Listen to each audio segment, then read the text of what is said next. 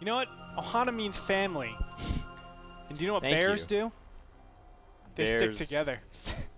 And bears always stick together. Bears always stick together, And okay? gamma is a type of ray. When I see GB, I actually think of Ghost Bear Legacy. When I think From of GB, MechWarrior I think 2? Green Bay. Am I wrong to think that? Green Is Bay. that how they like list out the Packers on a football compact screen, like on a score screen? It always says GB, right? Yeah. That's what Man, think. I respect football. Man, Sen plays for the Packers. Not bad. I respect football a lot, but you know, recently in the coming years, I've actually been introduced a little bit to rugby, and man, that is a beautiful sport to watch. You don't think so? Man, like it's beautiful is not the word I would describe it. It's like a handsome sport, you know, like it's very manly. Yeah. It is, but the It's plays just- that you see from there are so ridiculous. Yeah, They're so cool. I think it's finesse, and in the same way hockey can be like that too, because like it can be very rough, but there's moments where it's just there's sheer brilliance in someone's execution of how they're able to do something. I'm coming around on rugby.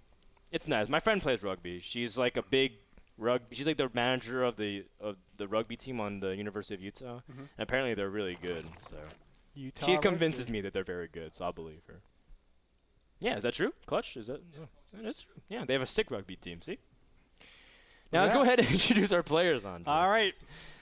In Top the top left. left. Take it away, man. No, you take it away. In the top left, we have from Team Liquid.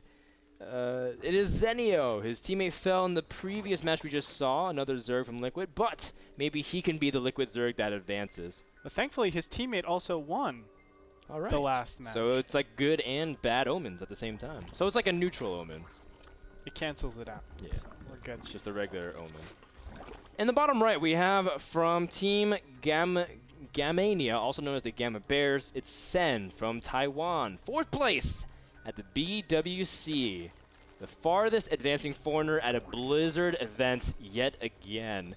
This guy is a beast. Always outperforms everyone, but never able to go all the way. But that's because he's facing Korean after Korean after Korean after Korean after Korean.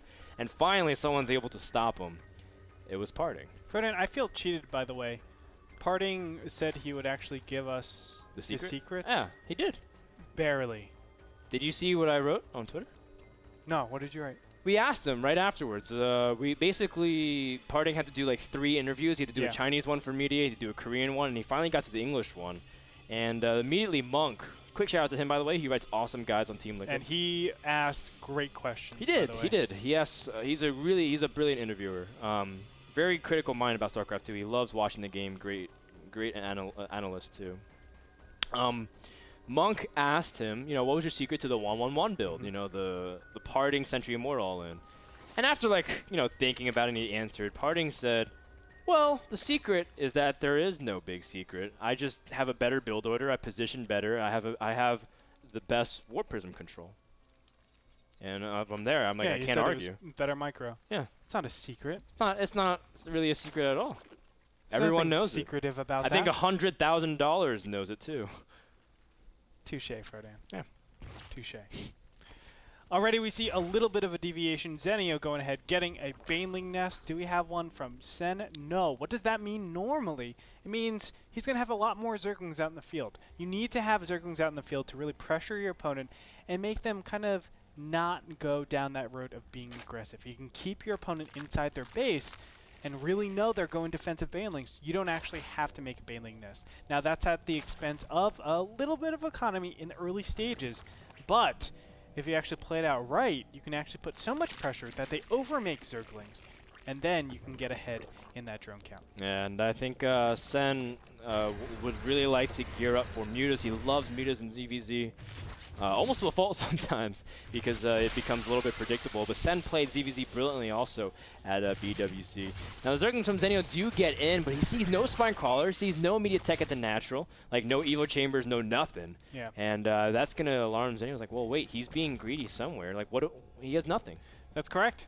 He's actually really worried, or at least he should be really worried in this position, because he's saying to himself, my opponent probably has a faster lair, or at least he has the range to have a faster lair. It can also be a huge Roach all-in that could be coming up, so you need to be careful about that as well. Spire is going to go down, as you said, Frodan. Sen loves to go Spire Tech, and he will be looking to actually take a third base along with this. Yeah, control the map, deny vision via the overlords, and just generally be a little bit behind, but be up in the production. Great call, Andre. Third base is on the way.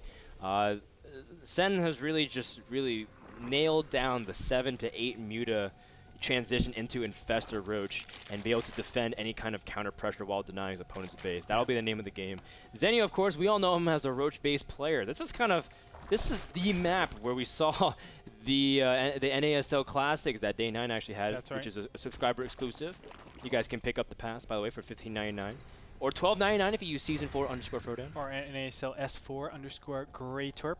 Real quick, though, Zenio should actually realize that this is going to mute us. It doesn't make sense for him to go Roaches, or Sen to go Roaches and take a third base like this. Does it make sense to go Zergling, Baneling? Yes, maybe, but you didn't see early Banelings. You have to be very wary of something. What are you doing with your gas? Probably going to be, something like Mutas. Now, that was a great Baneling hit. Unfortunately, Sen gets the brunt end of that. He will not be able to take out this third base, but this is a full 50 seconds he has on his opponent with that Lair Tech, Frodan. That is gigantic. Yep. You're dead on the money, Andre. Now, Sen, of course, still inking out some Banelings, trying to make sure he's safe against any of the Zerglings, but Zenio also has some Roach pressure coming in, and Sen does have his first Mutas on the way, so in the end, this pressure will get shut down. Zenio not able to force anything on the third. Does end up losing the Roaches, although Zenio still putting on lots of pressure. In fact, the Banes are rolling in very aggressively. Still wants to do some kind of damage, but Sen's really stabilized here. Won't do anything, and this is perfect. Now, if I'm Sen in this position, I'm actually not making any more Mutas. And as you can see, he's actually journeying up from here. He still has the capacity to make more Mutas, but you know your third's so far ahead of your opponent. The Spore Crawlers will be going up en masse. The Queens will be coming up as well. That's enough damage to be done to really delay this third base from doing anything. Get your Infestor Tech, get your Roaches out, and just be able to take complete map control. Your opponent has no capabilities of making perfect decisions. You do. Just take that home. And from here, I wouldn't mind just seeing Roaches and Infestors. That's it. And then just make sure your opponent cannot take a third base. Wow, Zenio's anti-air is very limited. He's got 3 Queens and a Spore at the third base, while Mutas are still picking off drones very comfortably. Sen, of course, he does have his Infestor Tech about done. Oh, just kidding. I was looking at Zenio's production tab. Zenio's got Infestors pretty much done, and he's getting a very early Hydralisk den. This is in response, of course, to the Mutas. Yeah. He's forced to do some sort of timing here. Killing 2 Overseers now. Wow, that is brutal.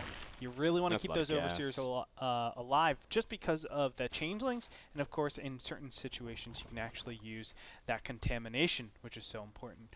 But as it stands right now, Gambear Sen up 40 supply. 40 supply already 12 minutes into this game. He has the better builder, the better defense, and now he's going to take that home probably for a win. Of course, there can be upsets and there can be comebacks here as Infestors, defensive Infestors, are just so very powerful.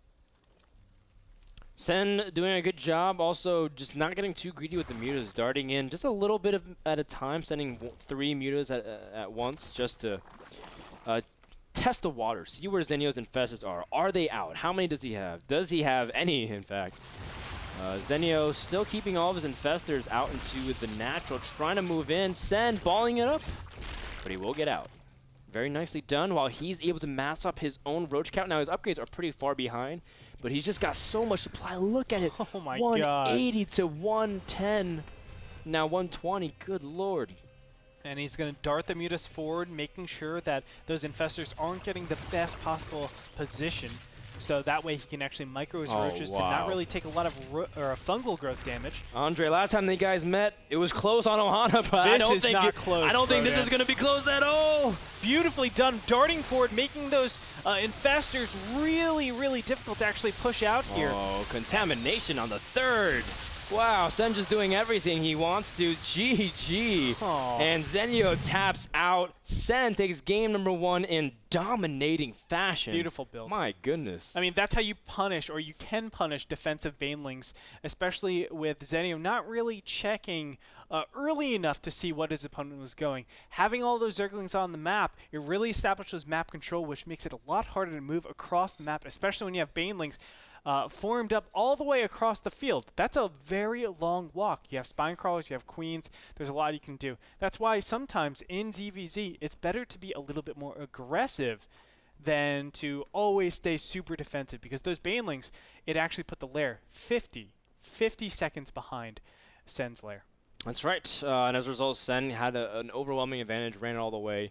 That's Just right. simply just roach, but it's too many It was roaches for him to handle. The easiest thing ever. Mutas Yeah. pop out, spores, and queens in mass, right? Yeah. That's all you're going to see. It delays the 5th and 6th gas. It delays a And lot of production. Zenio from teched like crazy too. Getting Yeah. infestors, pathogen glands, hydroless den. You can't do that. You can't do that. I mean, it's just too gas intensive at that mid game stage. That's right. Clutch, what did you think about that ZVZ? You know, it's textbook. It was textbook ZVZ in favor of Sen. It almost makes you want to switch over to rooting for Sen, but I'll still stick with the underdog Zenio in that matchup.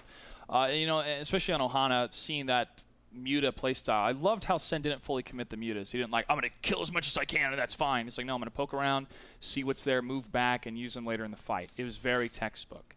And he did very well. And I know you guys brought up Bill O'Reilly earlier, and the one thing that Bill O'Reilly does well is he does it live. And if you guys want to see these matches live, come to our finals.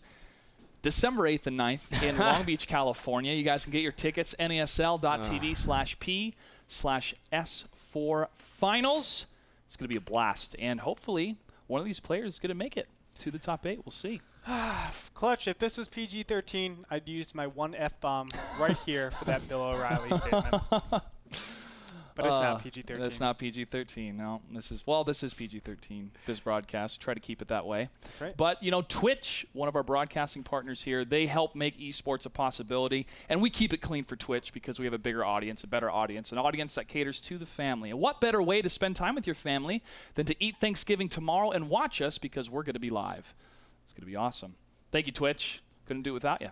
Thank you, Clutch. Couldn't have done it without you either. We'll be back with game number 2 between Sen versus Zenio. The rivalry continues after this break.